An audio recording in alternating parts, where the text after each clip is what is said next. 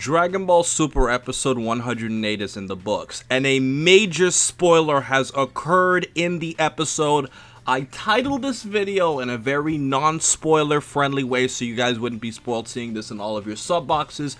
So if you do not want to discuss what happened in Dragon Ball Super episode 108, leave now or forever hold your peace. 1, 2, 3, 4, 5. Alright, let's go. So, Mike from Laughingstock Media. Frost recently lost in Dragon Ball Super 108, and this is crazy to me because I didn't really expect Dragon Ball Super to go into this direction with Frost losing so early, and to tell you the honest truth about all of this, I really felt like Frost had a lot more he could do in the Tournament of Power, although I do like how Frieza tricked him ultimately, and we see like two tyrants trying to deceive each other throughout everything else. So, what did you think about Frost actually losing so early? Yeah, I agree. I was pretty surprised that he actually lost in this episode, and it was something I wasn't entirely expecting. You know, I figured that the way he was fighting, how tactical he was being, that he would be around for at least a few more episodes, or, you know, he'd be one of the people who would be like, you know, the fifth person instead of the final four. Like maybe he would get eliminated by like someone betraying him or someone from another universe catching him off guard or something, like right before the final showdown of the tournament when the clock is running out. But he got eliminated, you know, 19 minutes into the brawl, basically. You know, at the end of the episode, it said that there are 29 minutes remaining, if I remember correctly. So he didn't even make it to the halfway point when you think about it, which I guess is kind of depressing, but, you know, I like Frost as a character, and he had some really cool moments in the tournament so far, but, you know, I guess he's already out. And to tell you the honest truth, what really shocked me in this episode, Mike, is that after Frost lost, this guy is actually trying to harm them from the sidelines, and Zeno completely erases him. So not only did Frost lose, he's like completely gone now. I don't know, I feel like he's a character who had great potential, not only for strength, much like Frieza, but also, you know, there was a lot more we could explore about him. I mean, he is different from Frieza in many ways, and as we've seen in this arc so far, you know, many people who weren't even fans of Frieza are starting to really like him and how he interacts with people in this arc. So I feel like Frost really could have had that, you know, he's kind of an underrated character in Super, I think. I mean, for me personally, it's my opinion, of course, I wasn't really a fan of Frost being erased because, you know, again, I like the character, so there's a lot of things I wanted to see maybe him do in the future, like unlock a form kind of like Frieza, maybe not necessarily Golden, but like maybe go on to train kind of like Frieza did, which Frieza in this episode kind of implied maybe he hadn't. So I feel like potential is one of the biggest reasons why I wasn't the biggest fan, because now it seems like maybe we'll never get to see any of that potential lived up to.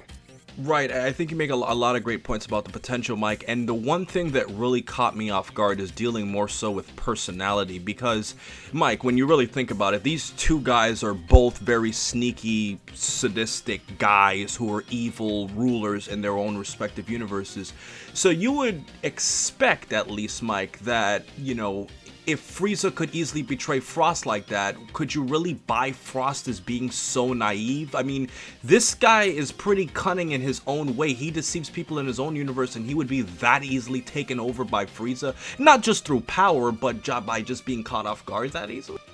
I mean, you know, that's one of the things I've talked about in my videos before, that I feel like Super often uses the caught off guard card a little bit too much. But yeah, when you think about it, Frost isn't a dummy by any means. Like, much like Frieza, he basically, you know, manipulated and took over Universe 6, except, you know, in his case, he didn't decide to go around wiping out planets full of people maliciously, or at least not, like, on the surface level. He pretended to be a hero. He convinced the good guys like Kaba and Saiyans that he was a good guy, and he was actually doing things for the people, you know, for the children, So, I can't say that he is an intelligent character, and especially the way he's been fighting. Him and, like, Hit and maybe Gohan are three characters I've seen throughout the tournament so far, and I guess Toppo and Jiren to an extent, who are really using their minds to fight. So, Frost basically, like, letting his guard down, thinking Frieza is totally on his side, and then just basically allowing Frieza to have the opening to just send him flying out of the ring, I feel like might have been a little out of character for him, but at the same time, Frieza is perhaps even a greater manipulator of people on a one-on-one pure basis.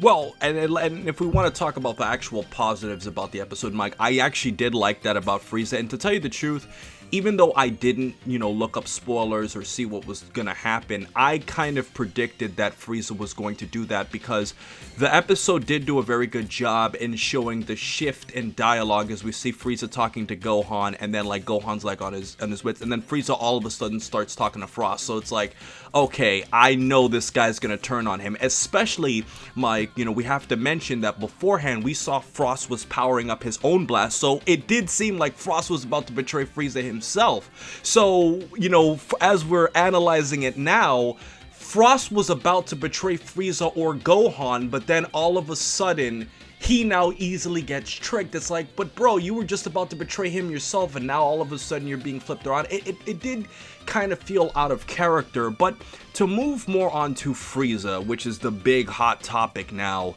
we have to discuss this, Mike.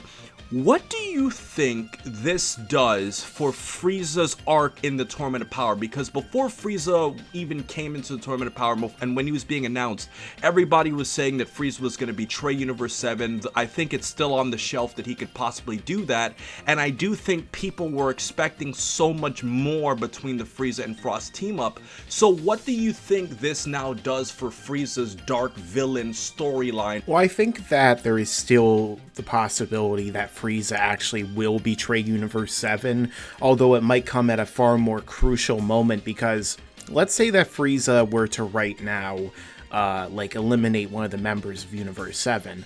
Well, Universe 7 still is going to have a bunch of other members who could team up on Frieza and throw him out of the ring if they see him as a significant enough threat. So I feel like at this point, it would be in Frieza's best interest to still play along.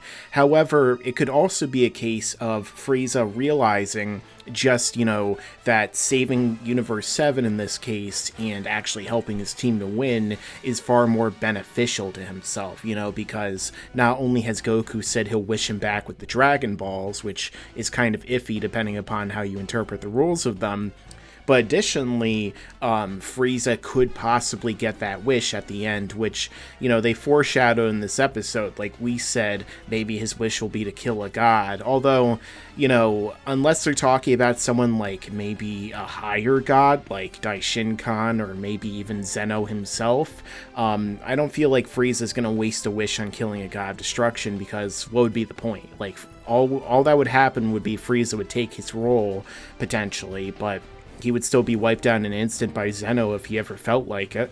Or the other gods. Yeah, absolutely. Like, there's no guarantee Frieza would be even in their league at this point. Right.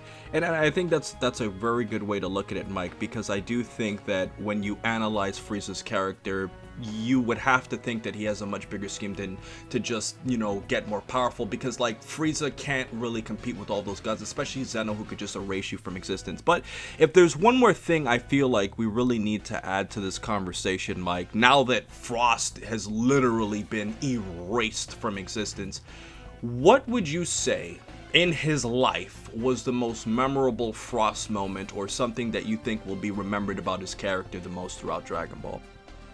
Well, I think Frost's biggest moment might still be when he first debuted in the Universe 6 tournament, when he defeated Goku in that really big upset, because even though Goku did go first, so there was kind of a little bit of foreshadowing that he might lose, because obviously if you're going to put Goku as the first fighter and he beats everyone, it would be kind of a boring arc. Nobody really expected him to go out the way he did, and nobody really expected him to get beaten by Frost the way he did, so I think that was still probably a big moment, because I remember, like, right after it happened, everyone was, like, freaking out. Everyone was thinking, or at least a large majority of people seem to think, that Goku threw the fight to Frost, if you remember, Kwame, and he's had some cool moments since then, but I feel like his actions at that tournament are probably still going to be his biggest defining moments as a character. Right, and if I were to put my 2 cents on all of this, I think people would predict this because he's my favorite character, but I would have to say the most memorable moment would be when Frost defeated Piccolo, because I remember I was quite angry when that happened, and to tell you the honest truth, it was just kind of cheap that Piccolo was doing so good and they just wiped him out. But ultimately, guys, we've done our little Frost tribute. We've had this roundtable discussion, but the conversation doesn't end here, because let us know in the comment section below as to what you think about the most recent event of Dragon Ball Super episode 108. Do you think Frost lost too early?